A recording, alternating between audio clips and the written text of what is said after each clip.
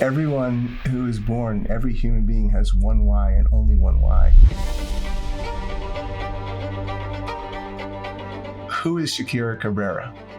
I'm a PA, I'm a mom, I'm a wife, I'm a visionary, I have grit. You can be demanding, but you have to be understanding and communicative. And that was a really good wake-up call for me to be like, oh, who cares? Like, just keep doing what you're doing. What are you willing to die for today? To have everyone have a purpose. You're the voice for those that don't have a voice. Sorry, I was not trying to cry on your podcast. Where do you want to be? Where do you see yourself? How do I help you be there? How can I, in your time here, help you be where you want to be in the next 5 to 10 years? Did you feel that way when you were younger? I knew where I wanted to be, and I knew that to get there, I had to be sprinting. Regardless of how you feel, regardless of if you want to do it, what hard work and grit can get you, you just find our way.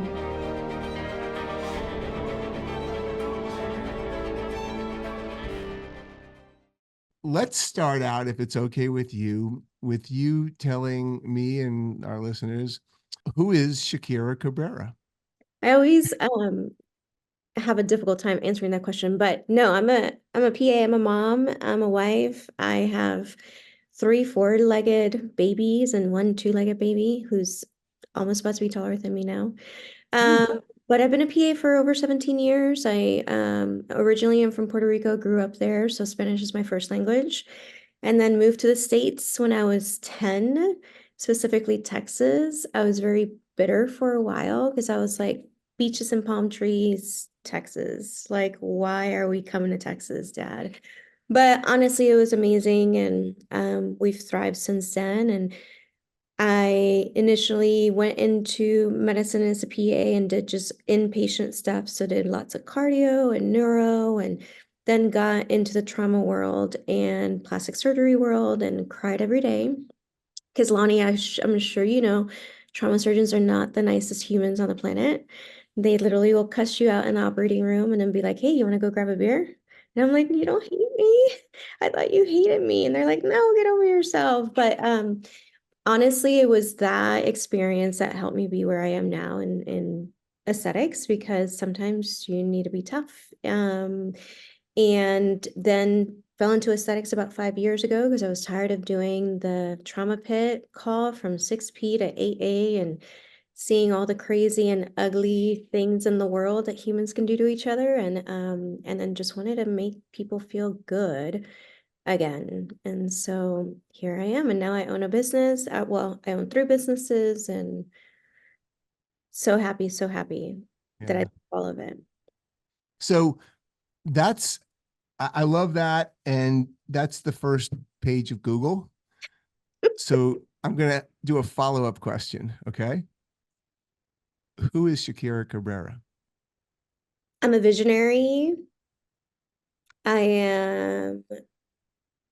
have grit. I want to take over what I want to do in the world, and specifically in aesthetics and for my own family. Not a quitter. I'm a hard worker. And I love my job. I love what I do. You love what you do. Yeah. What does Shakira Cabrera do exactly? Well, In as big a sense or a smaller sense or anywhere in between? yeah, I do a lot in the medical world. I am an injector as a PA. As a business owner, I take care of families. I help families be able to put food on their plate, and I take that very seriously. And that is honestly now like a passion of mine, is how do I help other business owners in the med spa world be able to do that? Because it is hard. And we are not taught in medicine business, and so um it's becoming a passion of mine. Just like I love training for Galderma, I love training for Revance, I love doing private trainings, I love helping injectors be able to understand aesthetic medicine, but also in business, just help the American dream continue to live on. Yeah, your passion definitely shows through in all you do. Can you think, Shakira, of in your personal or professional life throughout your life, of any one or more than one person who you feel was really a great leader, and what made them a great leader to you, if you can think of anyone? So for me, it's my dad. And I say that because I always told myself I would never be in business. I was like, I'm going to be in medicine. And I love medicine, don't get me wrong. But it was because I saw him do the hard stuff day in and day out. He'd wake up at 4 a.m. He'd go and take care of the things he needed to go and do at his business. He'd take care of all his employees. He sometimes couldn't make it to my dance recitals.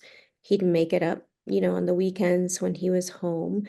But he showed me what hard work, regardless of how you feel, regardless of if you want to do it, what hard work and grit can get you. And he's 69 and he still works 6 days a week.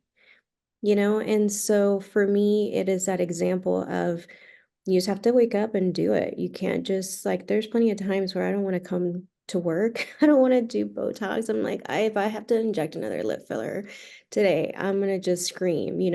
But you have to do what you have to do. And so he really has set that example for me to not make excuses. And you can't make excuses, whether you're in medicine or business or you're a mom or you're a wife, you have to do the things that you need to do sometimes, even if you don't want to do them. So did you feel that way when you were younger? Nope. Nope. When I Wow. was younger, I didn't understand it. You know, I didn't understand why he was gone all the time and what was more important than being at my dance recitals. But it's funny because about 6 months ago, I'll try to share this without getting emotional, but I told him, I was like, I'm grateful that you did everything that you did for us because you were exactly the example I needed. And ooh, um, and he started crying because, like all parents do, we feel guilt, right? When we're not there sorry, I was not trying to cry on your podcast. That's okay. I'd like to hear more. Yeah, but as a parent, sometimes you feel like you're not there. Like for me now with these businesses, I'm like, I'm not there for my son as much as I want to be. I have to post on Instagram, I have to do Patreon, I have to go to this training, I have to go to this conference. And a lot of that time when I think back, I'm like, was it worth it? Like what is he gonna remember when he's 30? And so I was able to give that back to my dad and just say, I wouldn't be who I am without you. What happened next? Oh, he started crying and but I wanted to be able to give him that freedom so that he didn't have to, if he was carrying that guilt, he didn't have to continue to feel bad. Um, but yeah, so I'd say to answer your question, you made me cry, Lonnie. That's my person. Is there can you tell me about a particular time where dad couldn't make it Oh, and all the what you time. did? All the time. Like, I was a big tell dancer. me I tell don't me about one time. Tell me about one that you remember remember. one time. What's funny is I don't remember one time.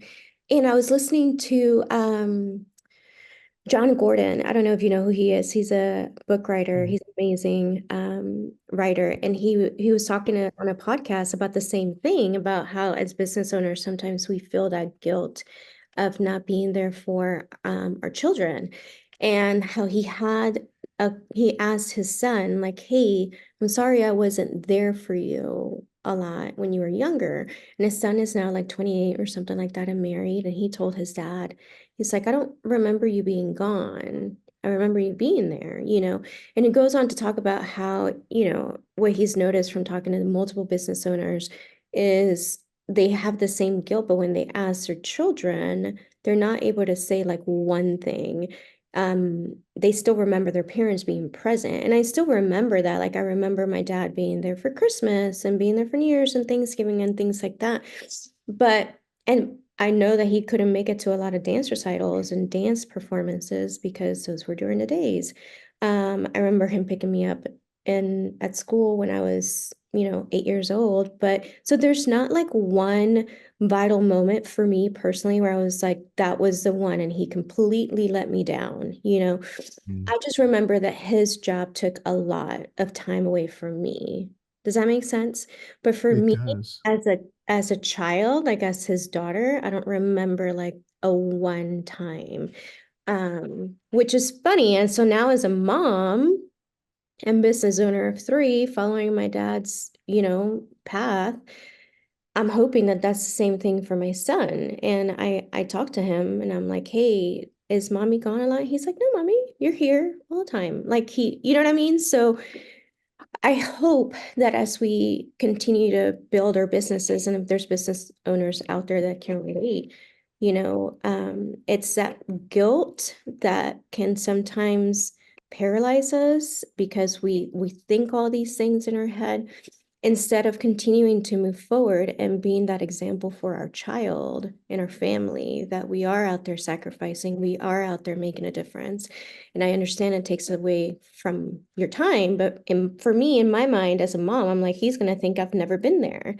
And so it's just really comforting for me to be able to piece those two together, not only for me as his daughter, but for me now as a mom, asking that to my son. Does that make sense? Am I making sense? It does. How old is your son? He's 12. He's 12. Yeah.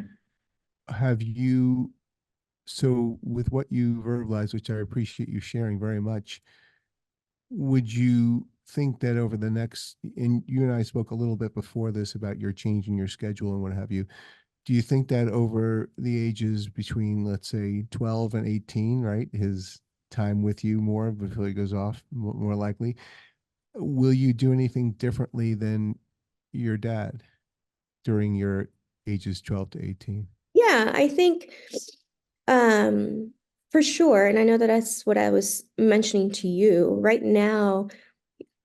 I believe not only if you're not a business owner, let's just say you're an injector, or you're in the medical field somehow.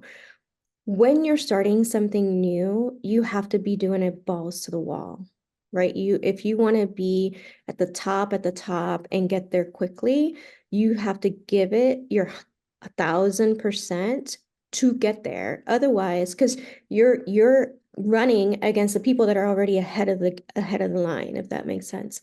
So I remember when I was a brand new PA, I wanted to learn as much as I could in medicine and learn the most complicated patients so that if I ever wanted to scale back and do urgent care, do whatever, I wouldn't be intimidated because I did ICU. Does that make sense? And then the same thing as a business, when I started this business 5 years ago, I knew where I wanted to be, and I knew that to get there, I had to be sprinting over the next 5 to 8 years. And so now that I'm where I'm at, and I know where I want to be in the next 5 years, I feel like I have a little bit more of a luxury to be able to tailor it down. And honestly, now have enough systems in place with a team that can allow me to do that. And so my goal is to hopefully scale down to instead of injecting, 5 to 6 days a week, but doing it more like 3 to 4 times a week, maybe two if I'm doing some trainings and speaking in conferences more. I really want to be able to build this now so that in the next 5 years, I'm not continuing to work in the business, but working on the business. Those are two different things. You know what I mean? I'll still see patients because I love medicine, but now that's the building phase where I'm at. That's my mindset is okay, I want to be more at home with him. So what does that look like? What does that recipe look like for the business without it taking a hit of me not being the main, provider, the main injector? And so that's where I'm at and figuring out how to do that. All right. I wrote down John Gordon on my little pad here. And now I'm writing since six You know, months. I'm I'm writing six. I'm writing 6 month accountability check with Shakira. And I know the seduction of this profession and people like you because I am people like you. So 6 months, I want to make sure that the time you have now carved out of your clinical world, at least 20% of that goes. What's your son's name? Liam. Liam. I want to make sure Liam gets 20% of that time. And mark your calendar, 6 months. I'm going to check with you. Okay. I'm gonna Deal? send you his book. Deal. I'll send you the book. It's good. No, yeah, but you send me. I want to be able to contact Liam and take not just take your word for it. I want to make sure some of that clinical time that I love that you're carving out doesn't get taken away by the siren song of one more training. I know Right. because No, you, I mean, I'll send you John Gordon's book. I'll send yeah. you. Yeah. Oh, cool. Well, I have a lot of books I would like to send you, so we'll do that. Okay. So you're I don't. There's many different ways to define leadership, but to me, you are clearly quite a leader. You worked with surgical trauma teams. I had my experience with surgical trauma and all kinds of stuff. Any particular people in that world that you consider to be great leaders or absolutely horrific leaders, and why? Yeah, there was a couple of trauma surgeons. They're great humans, but this was with the military. So, as much as I love the military, I did a lot of my work as a PA in the military. It's not always has the best leaders. So I remember one time, and actually this trauma surgeon is still my friend to this day. I think he's in Dubai now and he's still active duty, but we were rounding an ICU and I hated the ICU. I hated the ICU. Hated it with a passion, like vent settings and all of that. But I mostly hated it because it challenged me. I mean, I put myself there on purpose because I wanted to be uncomfortable. That's the only way to grow. And so and it was a team, it's a big level one trauma center. So you had everybody in rounds, you had nutrition, you had the nurses, you had the PAs that were on the team, you had residents, and then you had trauma surgeons, and you had RT. I mean, you know the drill. Everybody is there. So he's asking me about my patient and like hammering me. And I was trying to answer and he just kept hammering. I started crying. The most embarrassing like thing as a PA I've ever done. I've never like but I cried in front of you today. But The and surgeon in me. I'm sorry. yeah, no, and I tried to talk to him about it, and he was like, and not like, how could you do that to me? But like, hey, I really did not understand like what you wanted from me. Like, I'm sorry I was not able to answer the questions about this patient, like help me understand what I was missing. And there was no feedback. There was no communication. There was no like, hey, this is what you need to learn or work on. Go read more about this, like what I would expect from a medical person that's trying to teach young providers how to handle and take care of sick patients. So there was none of that because it's the military. It's like, well, you screwed up, suck it up, buttercup, and I'll see you tomorrow.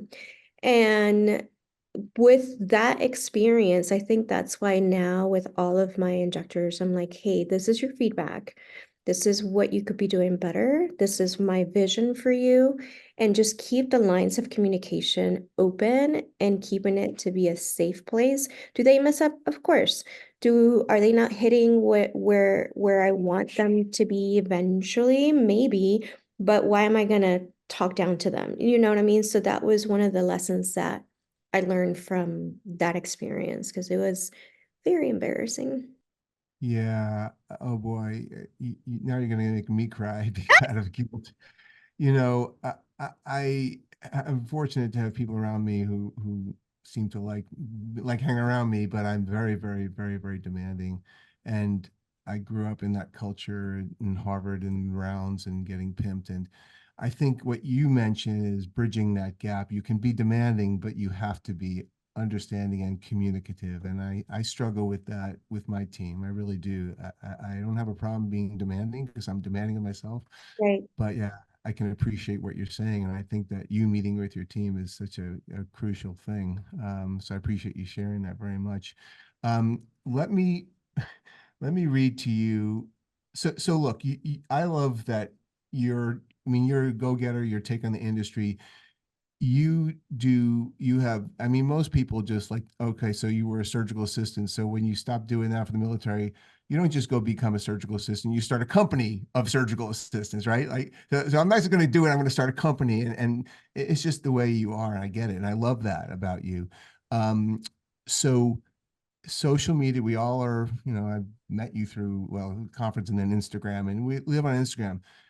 And we also do a lot of things, but at the end of the day, you don't own your Instagram, right? I mean, that could go away tomorrow. So you've done, right. So you've done some other things, and I want to explore that. And I also want to read you a quote. Okay.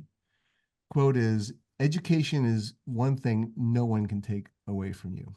So the message for injectors out there are people either owning their own place or aspiring to their own place, having to do the social, having to be on Instagram.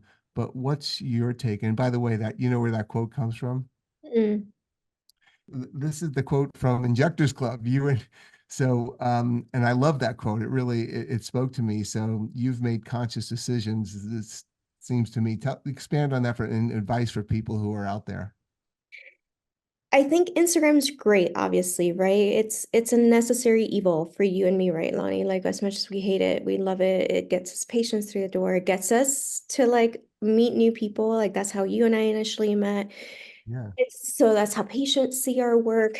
But at the end of the day, I've had my Instagram hacked and taken down. And it was the most horrible feeling. I don't wish that on anybody at all. And was getting ransom for money, like the whole horrible thing. And I told my husband, I was like, well, if I have to start all over from scratch, I will, because I'm not paying anybody any money for that. But what thoughts I had when that happened, which just happened like December 1st, actually, of last year, Wow. was as an injector, you always think like, oh my God, are people gonna come? Like those are the thoughts I had when that got taken down. I was like, how are people gonna find me? Are the companies gonna still, find me and request trainings? How will people see my work? And then I was like, who cares? Who cares? Like, my patients still know my clinic is there. My patients can still call. Injectors can still see my trainings online. But you definitely feel so naked without social media. And that was a really good wake-up call for me to be like, who cares? Like, just keep doing what you're doing every day because that has compounded interest, right? So if you're training, if you're reading, if you're doing Patreon and watching videos every day, it's going to compound like a high yield savings account does in the next year, the next 2 years, the next 3 years. Same thing with your business. If you are slowly, organically trying to grow it and, doing newsletters and doing referral programs, taking care of your team, that's going to continue to grow. And that's not anything that social media can do for you, right? It does help. But for me, that was a big, big wake up call to be like, I just need to keep doing what I'm doing because my Instagram might be taken down, but people will still come. They will still come. And your efforts into the other aspects can't be taken down in a day overnight, right? Mhm. So I think that you recognize that. Yeah, and I haven't even been like I used to be more aggressive on Instagram, and now, like you said, my efforts have really switched. Like I still post on Instagram and I still have a presence, so to speak, but now my energy and my time, because we only have so much time, Only so much time. only so much time. And if I am spending my time every day just scrolling mindlessly, looking at what, Kylie has in her face now, or what Kim Kardashian's saying, or what Taylor Swift is doing, that's not benefiting my business in any way. And so it really was like an aha moment for me. And I was like, I could be spending this time on my Patreon, which gives me really, really like it makes me so happy because it's helping business owners, it's helping injectors move forward and that like makes my soul so happy. Like it gives me joy. And then doing Injectors Club, which we've been able to help so many people. We coach a lot of them now. Those things, that's me giving back, right? Those are things that are more tangible than stupid Instagram and how many likes and comments you get, you know? Sure. Yeah. Yeah. I'm curious because I've had the great opportunity to get to know Erica a little bit, and Injector Bunny, for those who don't know out there, and you guys have formed this company, I think, together, or certainly at least put both together. But very, like, you walk in the room and you sense that she's a leader, and you walk in the room with you and sense that you're a leader, but in very different ways. So how is it the two of you mesh so well? Because it looks like there's chemistry there. It looks like what? There's chemistry there. The two of you have chemistry. 100%. I think we're really yin and yang. It's so funny. She is, I love her to pieces. She's the best. She's Me like, too. she Yeah. loves everybody. She's like, let's do this. Anybody can do this. Let's do this. Let's do that. This is how you do this. And she's so talented as an injector. She's great at social media. She's a great business owner. She's a great trainer. She's a great teacher. And for me, I am that way, but like behind the scenes, if that makes sense. Like Yeah. I am Yeah. like having the conversations with the business owners, like, yes, you can do this, but X, Y, and Z, And so it's a really good pair because she comes in and is able to help people feel like they can definitely do it. And if I can do it, you can do it. And I do the same thing, but in a more technical way. Does that make sense? Yeah. And yeah. But it's definitely the yin and yang. Like it's, when she thinks of marketing things that I don't, I think of business things that she does it. And so we really come together nicely, especially for Injectors Club. Like the talk sports was like her idea. She was like, I need a talk sport. I was like, okay, I'll make it happen. I'll figure it Yeah. out. You know what I mean? Yeah. That's the kind of chemistry that we have. But honestly, on top of that, we're really great friends. And even in our friendship, it's similar. Like I'm more like, you got this, and she's the same way. You got this, but we just love each other. It's just I don't even know if I'm Yeah. communicating that Yeah, correctly. I know she's a hoot. We'll leave that information in the show notes for our injectors out there, injectorsclub.com. It's a wonderful resource. Yet one more resource you provided for people. So what led you to start a GoFundMe campaign for the city's Chewy's restaurant employees? How did you find out about that? Shakira, I'm a ninja That's girl. so Okay. interesting. I'm a ninja, okay?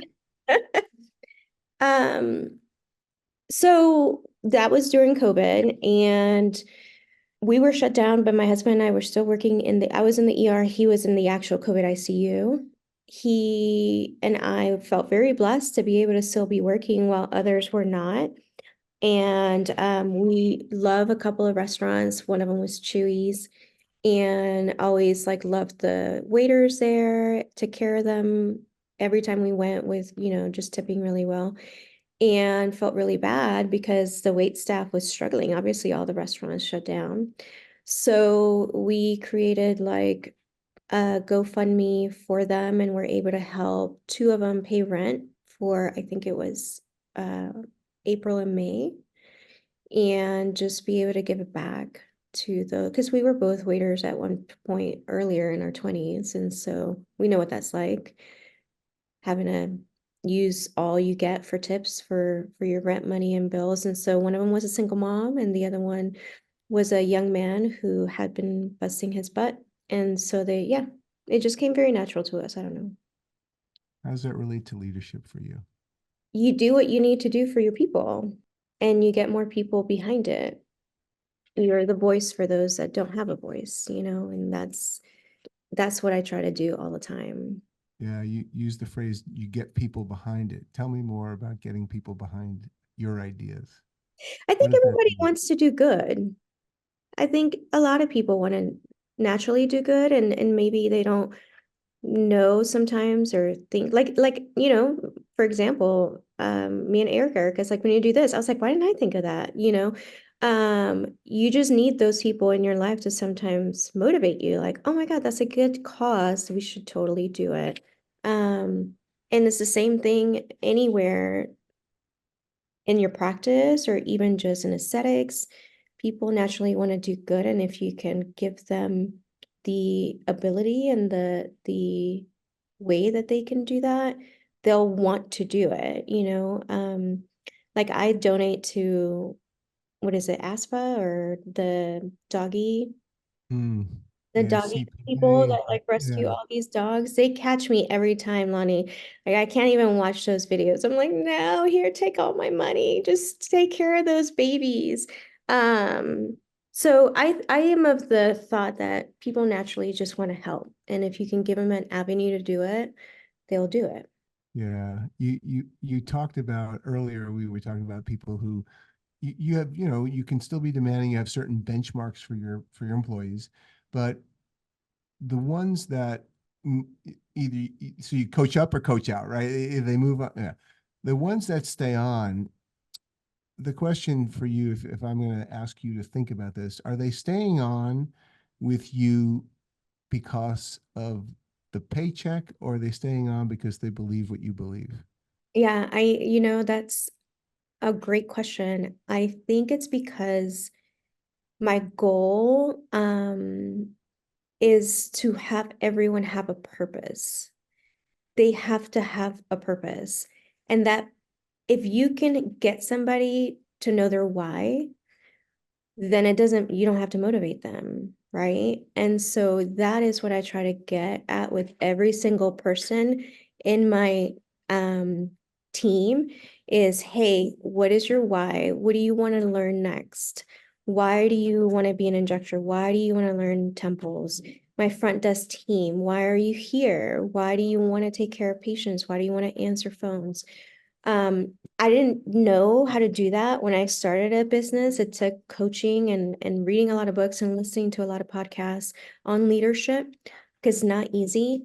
But now it's funny, Lonnie, that you said that, because about 2 weeks ago, my team and I went out and they made me cry because one of the front desk girls was like, I was only living here in San Antonio for my boyfriend, and now they're not together. And she's from Austin, which is like an hour and a half north from here. And she was like, my family's in Austin. I got job offers in Austin that I could have gone to go work at for more pay. It's a bigger city. It's more expensive to live there.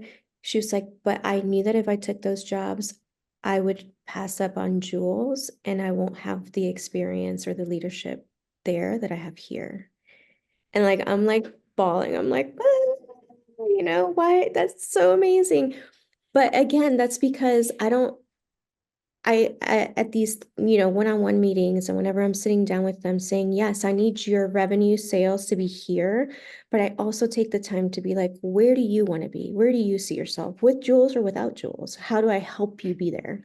How can I, in your time here, help you be where you want to be in the next 5 to 10 years?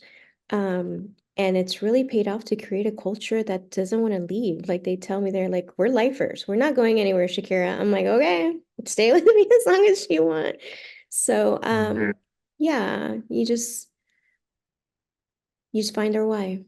Yeah, I think for the folks in aesthetics out there listening, just bookmark this and reference what she says, because people don't buy what you do, they buy why you do it, and people don't stay with you for what you do, they stay why you do it. Yeah. And you said the three-letter word that is going to trigger me, that that why question. I'm big on that. So can I ask you right here in front of everyone, what is your why? Do you know your why? Yeah. I have different whys, if that's okay. So my why in aesthetics is I am very passionate about helping aesthetics be recognized as a field in medicine, because it should be, with the development of more standardized training, more standardized, hopefully, testing down the road for patient safety overall. I don't understand why none of that is going on. I think it's going to be a challenge because there's a lot of hands in the pot that don't want to get out of the pot, and so, but that is my why in aesthetics, that it's why I switched over to aesthetics, that it's why I tell people, no, I'm going to respect your anatomy. That is why, I don't care about if a patient sits in my chair and they're nervous about getting lip filler. I'm like, we're not doing it. And they're like, but I just wasted an hour of your time. I'm like, I don't care. I don't care. Because my why is I want to go to sleep that night, not wondering if you're hating your lip filler. I need to sleep, So I want to be able to continue to give ethical care in aesthetics and build an ethical practice. My why in business is I want to help med spa owners build successful med spas, because so many of them are so in debt. Like I heard from one that's single mom of 3. She hasn't paid herself.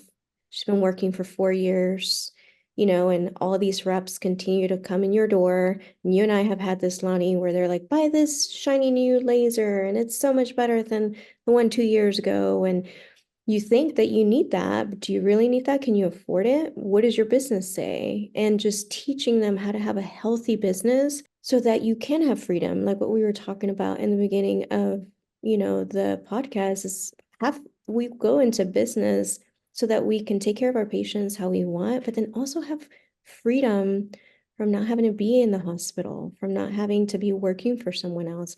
And if the business owns you, because you don't know how to manage that, you don't know how to manage your team, you don't know how to manage your finances, you'll never have that freedom. And so then why did you go into it to begin with? And so that is my goal in the business side. That's why I created a Patreon, is to help business owners get to know business so that they can live better, like you and I were talking about, travel more, have more family time, all those things. So those are my whys.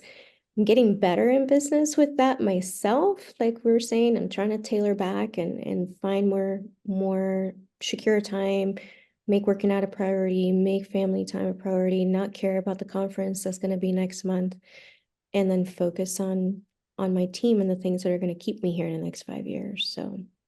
So listen, my surgical background makes me say that I may be wrong, but I'm never in doubt. Okay. So if I may just disagree with you a little bit here, um, those are not your whys.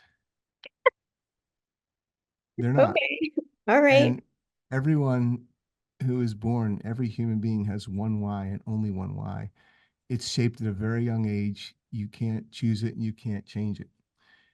You just described to me what I would say are your just causes. And it's important. You can have many just causes. You can have a just cause in business. You have a just cause, but your underlying why is a little different. If you want to play this game with me a little bit, you want to Okay. play? I'm ready. You want to play? Let's do it. Okay. Going to ask you 2 questions. Okay. Why are you alive? Um, to change, make a difference in the world. Why do you want to make a difference? Because then why be alive? I don't know. You tell me. Why is it that you're compelled to make a difference? Because people remember those that make a difference. And why is that important? Because I want to be remembered. I want to make a Uh, difference. Otherwise, I'm just existing. I don't want to just and exist. and how do you want it? There are many ways to be remembered. How is it you want to be remembered as someone who did what? I might not be like the Michael Jordans, the Kobe Bryants, those kind of people that are remembered, but I want to be able to make a difference in enough people's lives that it trickles into affecting their people's lives. Whether that's my sons, like my dad affected mine, or in aesthetics, helping someone be able to take care of their family better, anything to help another person, human, be able to move and reach their goals in a better way. Yeah, I think you hit on it, Shakira. You want to help others. Yes. Your why is to serve. Your why is to serve others, and you found ways of outletting that. So that's your why. Um, what are you willing to die for today? My family. Mhm. Anything else? But I mean, that's the biggest.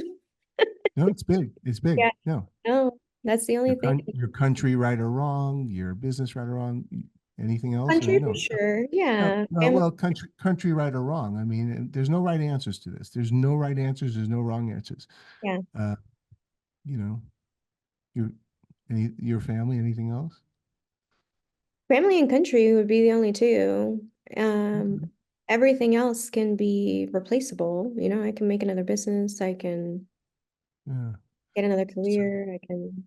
yeah. So there's that's it's really interesting to me. So this is good. Believe it or not, there are people who answer these questions and they just don't know. They're like, what are you willing to die for? Nothing.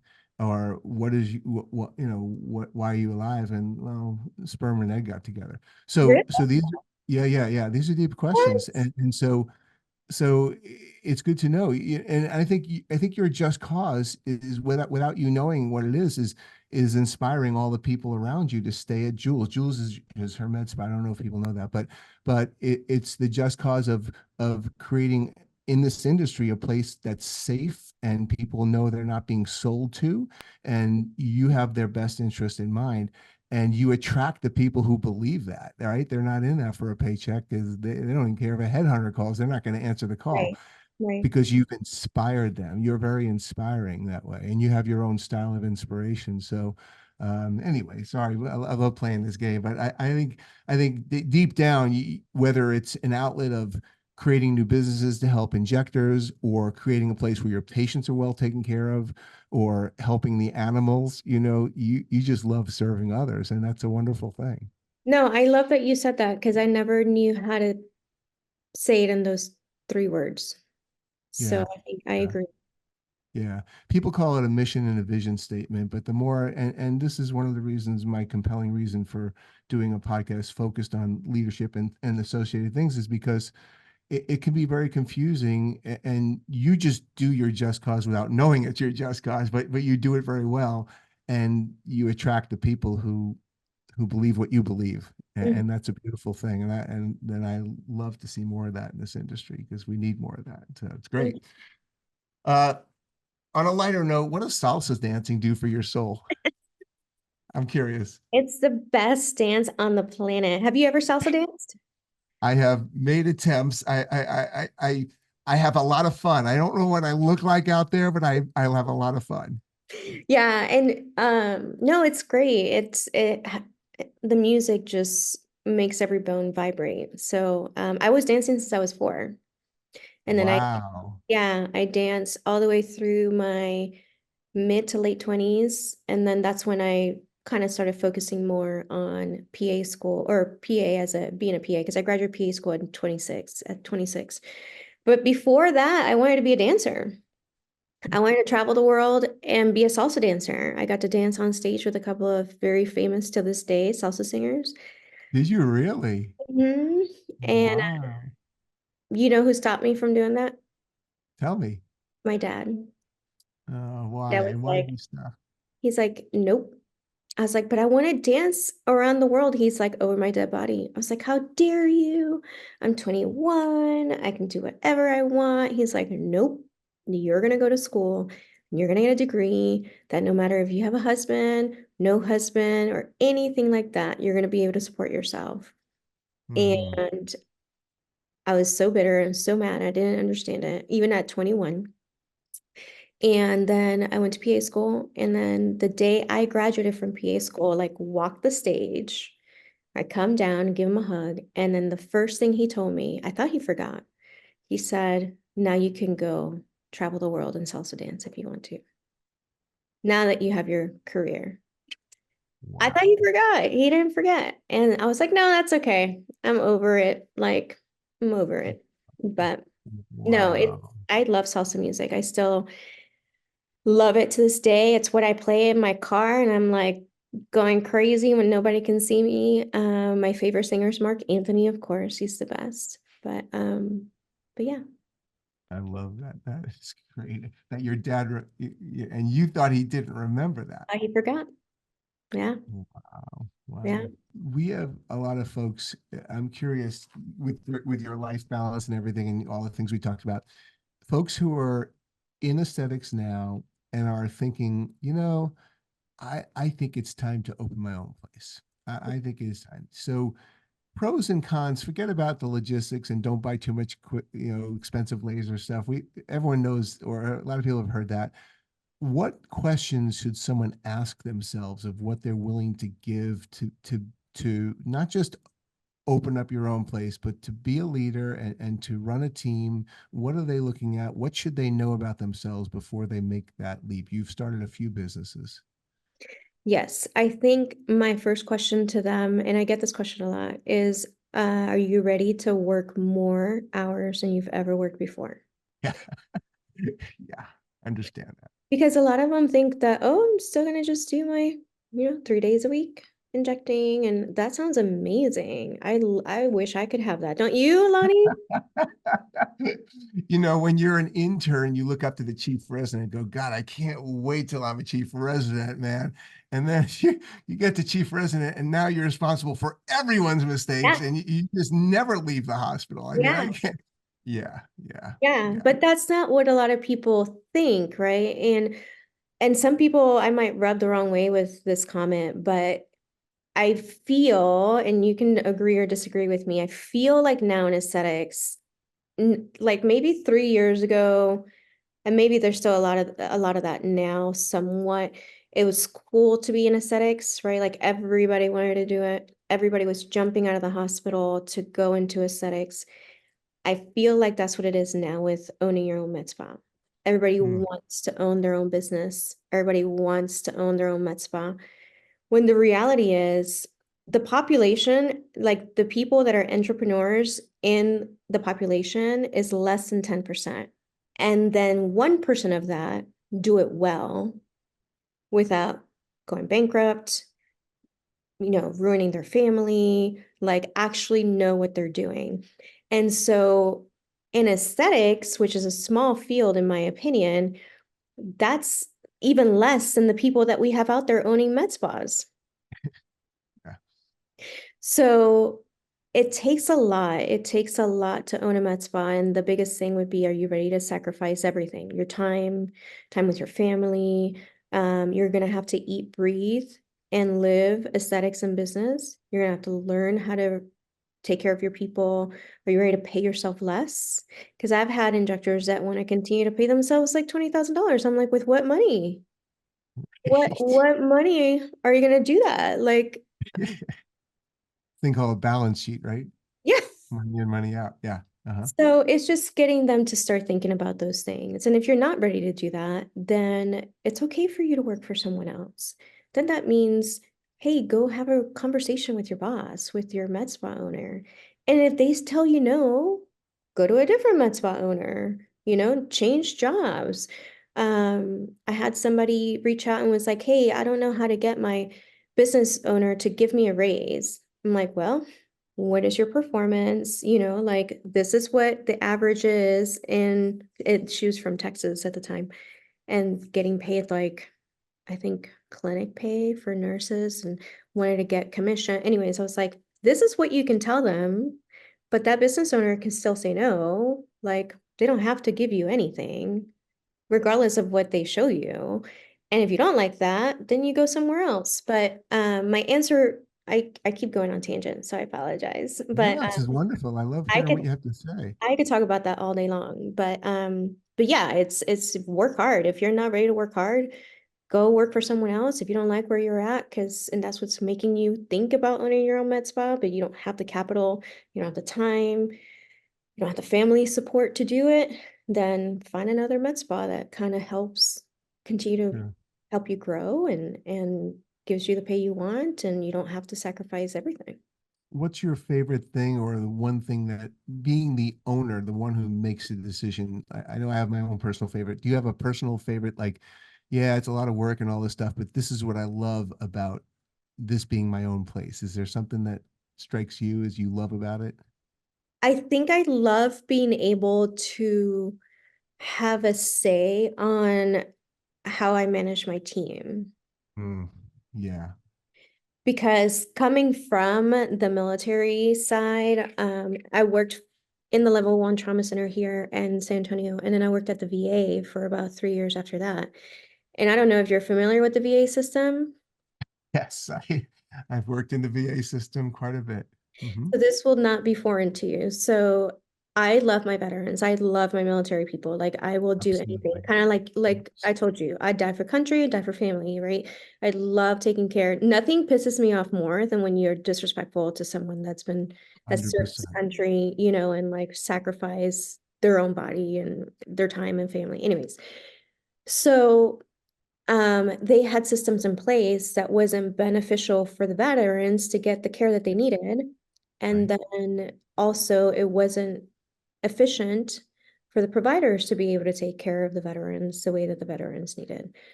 And I, at that time, was a young PA, still hungry as I am now, but thought, you know what, I'm gonna try to change this. I'm gonna find a solution. I submitted a solution to the ED chief and they didn't get back to me. I kept trying to ask for like, hey, can we do this?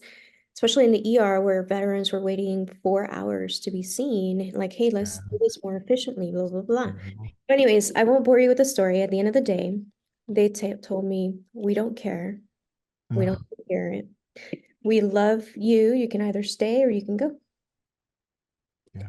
And so at that conversation, I told myself, I can't do this anymore. I have Yeah. to be able to feel like I'm making a difference in how people are, both patients and the team, making it better for both parties involved. And so I think that's what I love the most is saying, yeah, we're going to do this treatment because I think it's going to help patients, it's going to change their life. And it's not just about the money or nope, we're not doing that. Because I don't believe in the results. I don't think it does anything like coal sculpting. Sorry.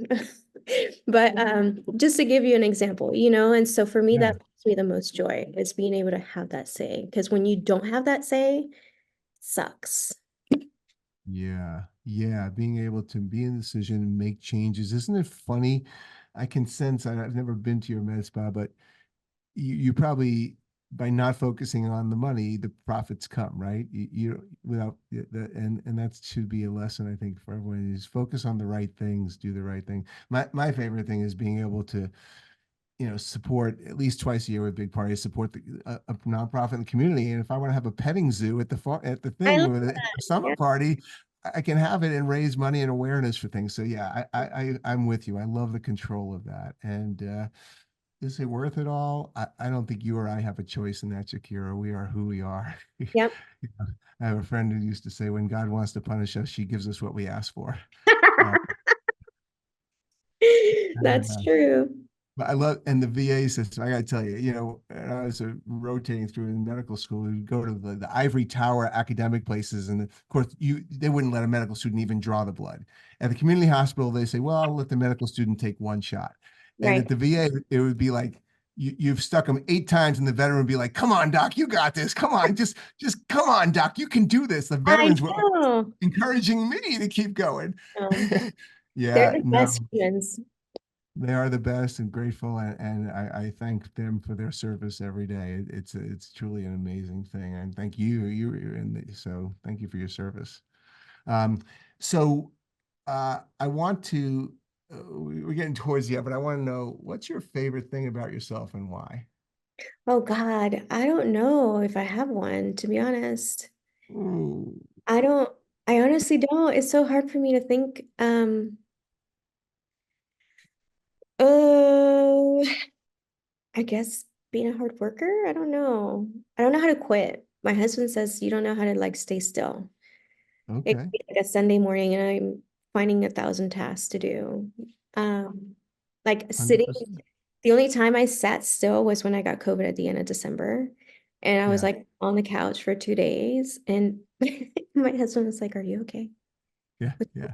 I was like, dude, I can't, everything hurts. My body hurts. She's like, I'm not used to seeing you like this. I was like, you always complain that I do too much. She's like, no, I'm just kidding. I'm not going to say that anymore. I'd rather see you out there moving than laying on the couch. So I guess it'd be Well, that hard work. I don't, that's okay. I mean, you can struggle with it or accept it. I've learned to accept it. So yeah. yeah. How about your least favorite thing about yourself and why? Um, I guess hard work. Perfect.